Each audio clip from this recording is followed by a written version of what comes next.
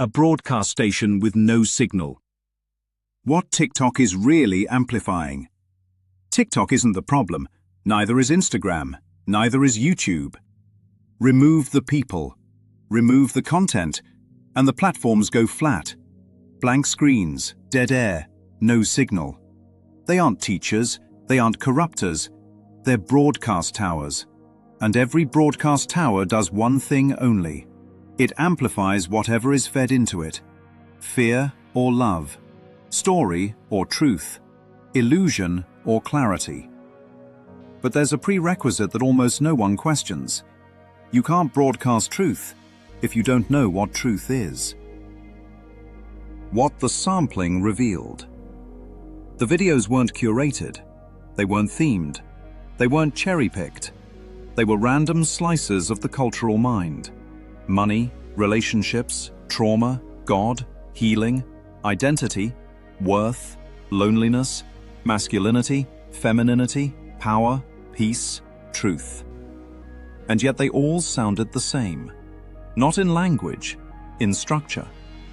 Every message assumed a central character, a fragile, wounded, striving knee, navigating a dangerous, draining, confusing world. Different accents, same sentence. Something happened to me, and now I must manage myself carefully so I don't lose peace, worth, safety, or identity. That assumption never blinked. The unquestioned character.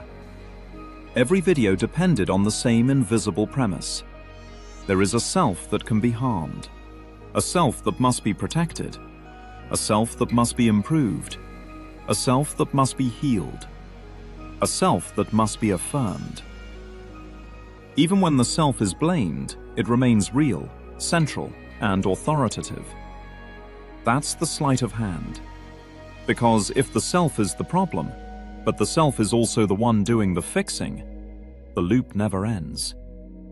So it becomes boundaries to protect peace, workbooks to regain wholeness, cycles to normalize suffering, identities to explain pain, wisdom to distinguish the aware from the unaware. Not freedom, management. Why the marketplace thrives. The moment the self at the root is questioned, the entire economy collapses. No healing journeys, no stages, no frameworks, no workbooks, no doing the work, no personal brands built on insight. So the ego doesn't ask what is false. It asks, how do I survive better as who I think I am? That's not awakening. That's optimization. But one moment of clarity.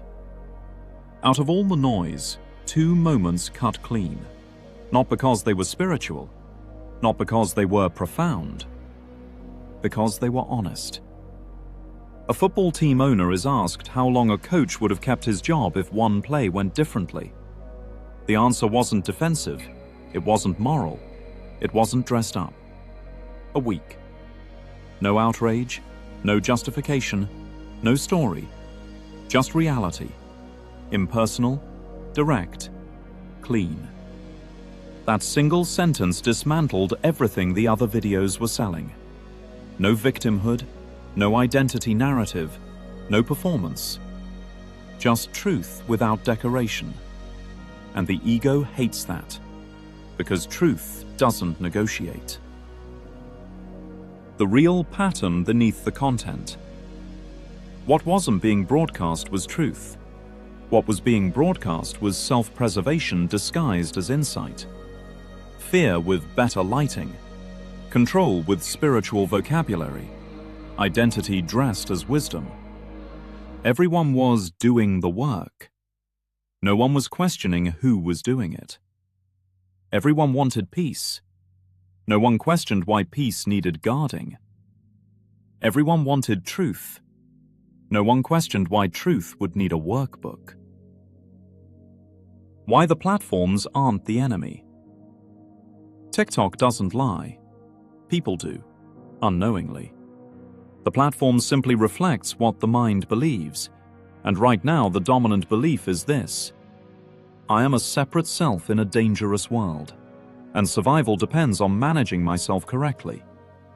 Until that belief is questioned, every broadcast sounds different, but means the same thing. The question that ends the signal. Not a call to action, not a takeaway, not a product.